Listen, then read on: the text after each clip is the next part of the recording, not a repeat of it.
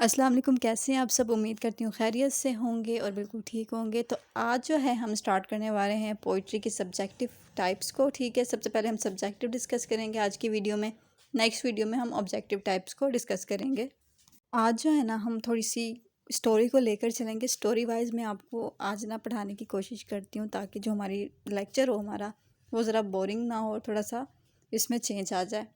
تو جو پوئٹری کی شروعات ہوتی ہے نا، وہ شروعات ہوتی ہے ایک شخص سے، ٹھیک ہے، جو بیٹھا ہوتا ہے اور وہ سوچتا ہے اور وہ کہتا ہے کہ جو پوئٹری ہے نا وہ ایک ایسا اسپونٹینیس اوور فلو ہے پاورفل فیلنگ کا۔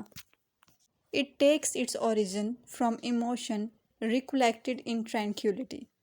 وہ شخص کہتا ہے کہ جو پوئٹری ہے نا وہ ایک اسپونٹینیس یعنی اچانک سے ہونے والا اوور فلو، ایک بہاؤ ہے جو کہ بہت زیادہ طاقتور فیلنگز کا ہوتا ہے، جو کہ اپنا وجود حاصل کرتی ہے ان سارے جذبات سے جو تنہائی میں جمع ہو کر بنتے ہیں۔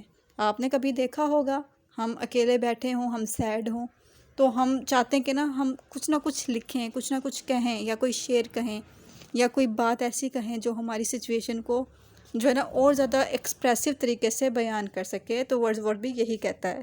ورڈزورتھ کہتا ہے کہ ہم پوئٹری کو کہیں سے سیکھ نہیں سکتے، ہم سیکھ پڑھ کے پوئٹری نہیں کر سکتے۔ جو پوئٹری ہے یہ گاڈ کی طرف سے گفٹ ہوتا ہے جو کہ تنہائی میں آپ کے اوپر اترتی ہے، نمودار ہوتی ہے، جسے آپ اچانک سے محسوس کرتے ہیں اور آپ اپنے لفظوں میں اس کو لکھ ڈالتے ہیں، اور یہی جو ہے پوئٹری کی بیسٹ ڈیفینیشن ہے جو ورڈزورتھ نے کی ہے۔ The other kind we have is lyric poetry. Lyric poetry is a type of poetry that express feelings and thoughts of a single speaker. Lyric poems don't tell stories, just state a direct, single, strong emotion. Lyric جو ہوتے ہیں وہ type of poetry ہوتی ہے، وہ poems ہوتے ہیں جس میں نا فیلنگز ہوتے ہیں، تھاٹس ہوتے ہیں، کس کے؟ سنگل اسپیکر کے، یعنی کہ صرف ایک سنگل اسپیکر جو ہوتا ہے وہ آپ کو اپنی فیلنگز، اپنے تھاٹس بتاتا ہے ایک سانگ کے تھرو، ٹھیک ہے۔ لیرک پوئٹری نا لیرکس کے تھرو، سانگ کے through. Lyric poems don't tell stories, یہ کوئی کہانیاں نہیں بتاتی، کوئی مورل میننگ وغیرہ نہیں ہوتا۔ Lyric poem don't tell story, just state a direct single strong emotions. اس میں صرف آپ کو ایموشنز بتائے جاتے ہیں، گا کے اپنے ایموشنز سنائے جاتے ہیں۔ یہ شارٹ ہوتی ہیں بہت زیادہ اور یہ لیرکس پہ بیس ہوتی ہیں۔ اسپیکر ہوتا ہے وہ سنگل اسپیکر، وہ گا کر آپ کو اپنی کہانی تو نہیں لیکن اپنے ایموشنز بتاتا ہے۔ نہ تو آپ کو اس میں سلیبرز ریکوائرڈ ہوتے ہیں، نہ ہی آپ کو اس کے اندر کوئی رائم اسکیم ریکوائرڈ ہوتی ہے۔ آپ اس کو سمپلی صرف سینز اور ایموشنز ایکسپریس کرنے کے لیے یوز کرتے ہیں۔ یہ بہت شارٹ اور first person point of view کے حوالے سے ہوتی ہے۔ اس کے اندر گا کر اپنا اسپیکر جو ہوتا ہے دکھ، درد یا کوئی سین بیان کرتا ہے۔ جیسے آپ خوش ہوتے ہیں تو آپ کوئی خوشی والے سانگ سنگ کرتے ہیں، سیڈ ہوتے ہیں تو سیڈ سانگ سنگ کرتے ہیں، ایکسائٹیڈ ہوتے ہیں تو بڑے ہی کوئی ایکسائٹیڈ سے سانگ سنگ کرتے ہیں۔ Then we have elegy. An elegy is a specific type of lyric poem. In an elegy, the speaker thinks about death, usually as a tribute to one who has recently died. Generally, the tone is serious and diction is formal. It's a sad poem expressing grief or sorrow over the death of a person. It is usually someone the poet admired, loved, or respected. Sometimes it simply mourns the passing of all life and beauty. Algae جو ہوتی ہے وہ بھی lyric poem کی type ہوتی ہے، ٹھیک ہے۔ اس کے اندر اسپیکر جو ہے وہ سوچتا ہے ڈیتھ کے بارے میں، یا وہ ٹریبیوٹ دیتا ہے جو کوئی حال میں ہی مرا ہوتا ہے، یا اس کی جو ٹون ہوتی ہے وہ بہت زیادہ سیریس ہوتی ہے اور فارمل ہوتا ہے اس کا ڈکشن۔ یہ جو پوئم ہوتی ہے نا یہ سیڈ پوئم ہوتی ہے کیونکہ یہ ایکسپریس کرتی ہے دکھ کو، سورو کو، ٹھیک ہے، ڈیتھ کے اوپر جو کہ کسی جاننے والے اور خاص پرسن کی ہوئی ہے، جس کو جو پوئٹ ہے، لکھنے والا، بہت زیادہ ایڈمائر کرتا تھا، ٹھیک ہے، پیار کرتا تھا، رسپیکٹ کرتا تھا۔ یہ سمپلی جو ہوتی ہے نا یہ دکھ منانا ہوتی ہے کسی کے جانے پر یا زندگی پر یا خوبصورتی پر۔ زندگی پر ایسے کہ آپ کی زندگی گزر گئی، آپ نے بہت کچھ کرنا تھا، آپ کی جوانی سے بڑھاپا آ گیا تو آپ اس پہ دکھ منا رہے ہیں کہ بھائی یہ زندگی جو ہے یہ ایک دن ایسی نہیں رہنی، آپ کی جوانی جو ہے، خوبصورتی جو ہے یہ ایک دن چلی جانی ہے۔ اور بیوٹی پہ ایسے کہ کوئی بھی چیز ہمیشہ کے لیے نہیں ہوتی، وہ ایک نہ ایک دن ختم ہوتی ہی ہوتی ہے۔ ایلجی جو ہوتی ہے وہ بیسیکلی لوگوں کے لیے لکھی جاتی ہے جن سے آپ پیار کرتے تھے اور وہ اب آپ کے ساتھ نہیں رہے۔ اور جو ہوتا ہے نا وہ پوئم ہوتی ہے جس میں آپ کسی اوکیژن یا کسی پارٹیکولر سبجیکٹ کے بارے میں بات کرتے ہیں، اس کو بتاتے ہیں۔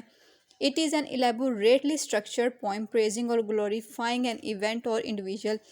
یہ وہ پوئم ہوتی ہے جو بہت زیادہ آپ کو تفصیل میں ایلیبوریٹ کر کے بتاتی ہے، پریز کرتی ہے، گلوریفائی کرتی ہے کسی بھی ایونٹ کو یا انڈیویژل کو، یا ڈسکرائب کرتے کسی نیچر کو، یعنی اس کا سبجیکٹ کوئی بھی ہو سکتا ہے۔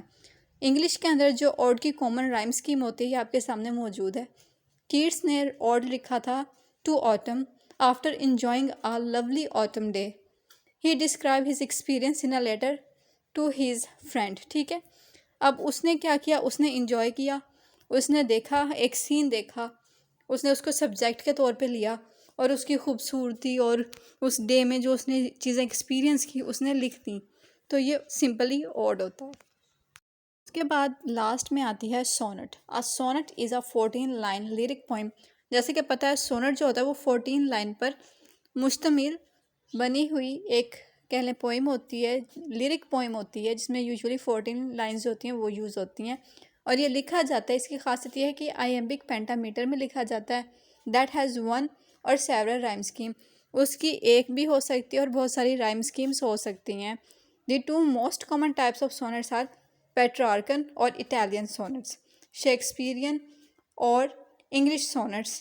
A less common type of sonnet is Spenserian sonnets۔ ٹھیک ہے، سونٹ سمپلی 14 لائنز پہ موجود لیریکل پوئم ہوتی ہے۔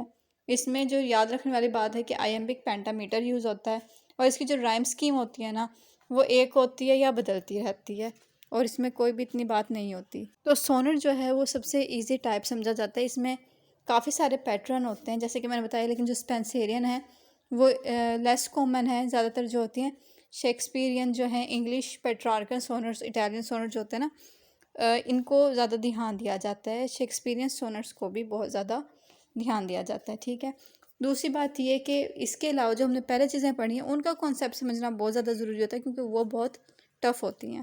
سونٹ جو ہے وہ شارٹ لیریکل پوئم ہوتی ہے، شارٹ لیرک پوئم ہوتی ہے جس کے اندر اسپیکر جو اپنے تھاٹس اور اپنی فیلنگس کو ایکسپریس کرتا ہے۔ ٹریڈیشنلی اس کو پرسنل پوئم بھی کہتے ہیں اور اس کو لو سانگ بھی کہا جاتا ہے، کیونکہ یہ بھی لیرکس کی طرح، لیرک پوئم کی طرح جو ہوتے ہیں فیلنگس ایکسپریس کرتی ہے۔ اس کو اگر ہم لو پوئم کہیں تو یہ زیادہ سوٹیبل ہے۔ امید کرتی ہوں آپ کو ویڈیو پسند آئی ہوگی۔ چینل کو لائک اور سبسکرائب کرنا نہ بھولیے گا، اور اپنے فرینڈس کے ساتھ، کلاس فیلوز کے ساتھ بھی شیئر کیجیے گا۔ ملتے ہیں نیکسٹ ویڈیو میں۔ اللہ حافظ۔